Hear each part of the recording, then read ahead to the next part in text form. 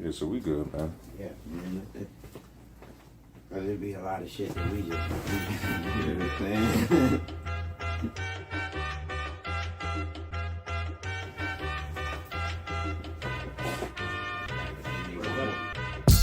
Even though it's short, they want more. More short. No. I'm gonna run these Jones off. This was Jones I've been thinking for, man. The first thing to come in your mind. All right, give me a hidden talent. What's your hidden talent? I have a lot of them, man. Alright, so a hidden talent. I could juggle. Shit, but that's weak. You can juggle? Yeah. God damn, they ain't no. Yeah, that's a hell of a hidden talent, bro. For real? Yeah. Name 2 other people in the world that you know that can juggle. I don't know nobody. That brother like yo. That's how rare it is, bro. But people could juggle though. I didn't see Name 2. that I know. Hmm? Exactly. I can finally after 45 years name 1. Really? Come on, man. You don't know nobody else that can juggle. I don't know why you talking like they teach juggling in the 3rd grade. Like, no, where would you learn to juggle I from? taught myself how to juggle. I'm gonna tell you how. We ain't doing that, bro. I promise you. I'm gonna tell you how. So one day I was at a job. You know what I'm saying? Matter of fact, you know where we was at? SAC. I knew you was gonna say it. So I was standing up, you know what I'm saying, on the car, and I had cut balling up pieces of paper and shoot them in the basket. Then I balled up another piece of paper and balled up another piece of paper and balled up another piece of paper. It started throwing them up, and I was like, damn, I almost juggled. Hold up, man. With pieces of paper, balled up pieces of paper, that's how I learned. Yes, ain't nobody doing that. Yeah, you the first person I ever knew how to juggle. And now I could juggle, like, you know what I mean? Give me not anything. I was like, motherfucker, juggle chainsaws, man. All type of shit. But check this out. All right, so you say you don't know nobody that juggle. Nah, Do you know 2 people that can ride a unicycle? I can. 2, other than you. And I saw the dude across the street trying. Like, So you don't know nobody. Like, You don't know nobody. So I used to know cats that karate. I don't know them. I know one person. You know, man. Come on, man. Nah, stop it. For real, See. one person that can ride a unicycle, one person that I know that can juggle. Hidden talents, man. It's a lot of people. That's a hell of a hidden talent. You just named 2 right there. All right. So, what about the guilty pleasure? I like raspberry sherbet ice cream, but people would say that ain't ice cream. I don't know what it is, but I like raspberry sherbet. Me neither. I don't know what it is. I like that. You know what I'm saying? Okay. So I don't know what that is, but I always liked that since I was a little dude. So if it's a pomegranate ice pop or something, or raspberry or something like that, that's me. Raspberry sherbet ice cream, I crush that all day. Damn. But All right. that's not ice cream. So I don't know what That's it is. all right, though. You like it, though. That's a guilty pleasure, man. God damn, I wouldn't expect that either. All right, so when was the first time you got in a situation you was like, I can't call nobody? There's nobody to help. Like, you got to figure this shit out yourself. Like, you can't call nobody. Man, me and my partner, we was driving back into the woods in the Jeep. We was driving back there. We was on the little trail. Trail got smaller and smaller and smaller and shit. And then that bitch just turned into mud. So now we stuck.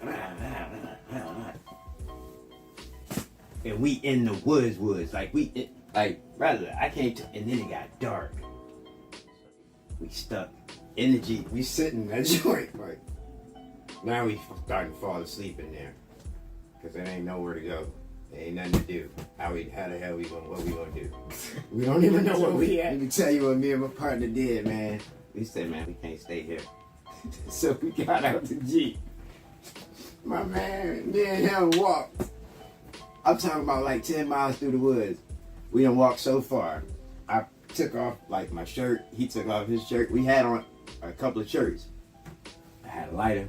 We done wrapped that shit around the trees and lit that shit. That shit ain't like the movies. You know what I'm saying? Trying to make torch. I swear to you, my man, if you watching, if you ever see this, my man Robert Diggs, Bobby Diggs' his son, the pastor's son. Okay. Same cat. We walked miles through the woods. Miles. There was nobody to call. There's nobody to call. If we arrived at this, looked like a military hideout in the woods, man, I swear. Me and him walked in there. It's like file cabinets. It's like military stuff everywhere. And it's a phone. Oh my gosh, man. We used the phone. We called one of my homeboys' dad. We called my mom. We called everybody. We lost in the woods somewhere. You know what I'm saying? My man Tony Williams' dad was a sheriff. He was all scared because he was a sheriff. And the man to come out there in the woods, find us, get a truck and pull that Jeep out of there. And this shit was like something off the movies, man. And we completely destroyed my sister's Jeep. Mm. I'm talking about mud everywhere, man. Where y'all was going? It was my stupid ass idea to go through the woods in the Jeep, like off-roading a little bit. I'm gonna go off-road. Let's go off-roading a little bit. And I done drove us so far into the woods, dog, that I don't know where the fuck. I didn't know how to get us out of there. You know what I'm saying? And it got dark. And when it got dark, we had to get out of there. And tried to make makeshift torches out of our shirts and stuff. And like I said, it's not like the movie. That shit burns so fast. It burn up like you know how you see a shirt burn up. Once that shit go, that's it. It's like wrapped around there. But once it go, it's like one big whoop, and then it's like you gotta put that shit out or something. Idea, like, man, we gotta wrap shirts so we can see something. You know, we driving and shit. Emporia, Virginia. Yeah. That's on the 95? right on the border. Bro, I don't know North Carolina. You walk over to there, North Carolina.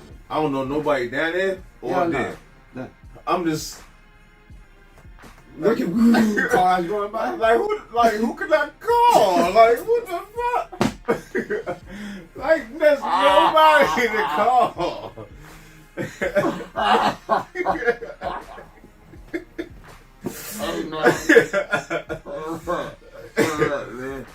Bro, we talking about Florida? We talking about Florida or DC? That's it. That's the only people I can call them people. It ain't nobody close. Ain't nobody close. Ain't nobody close. There's nobody around, man. Yo, that's a hell of a stretch. Yeah, I know. And it was night. All you hear is whoa. Yeah, and I think my tire went flat. I got a tire from somebody that's at a bar that I pulled into, or something like that. And they gave me the tire, and I can go on home. But yeah, I was just lost. Man, there's been a lot of situations. See, that's what I'm saying. There's been a lot of situations, but those ones I can remember, man. Well, the first time that you could remember having tears of joy. I got you. All right. The first time I can remember having tears of joy, I was getting into some trouble. I was about 19. I mean, I just thought what I was considering trouble, you know what I'm saying? Then I went to one of my friends because his dad was a pastor. His dad was a pastor, man. So I started hollering at him, and I started going to the church. I wasn't really in the church like that, but I started going, and it started to affect me a little bit. So, you know, when you come down and I went down there to get baptized, man. So at 19 years old, before I left to go away, my friend Robert Diggs, Pastor Diggs, my friend Bobby, his dad baptized me. Dumped me. Came up, you know what I mean? You know how you be feeling when you come up. I was feeling born again, brother. You feel like a superhero. Left everything in the water. He made me want to cry to his joint. Like, yeah, bro.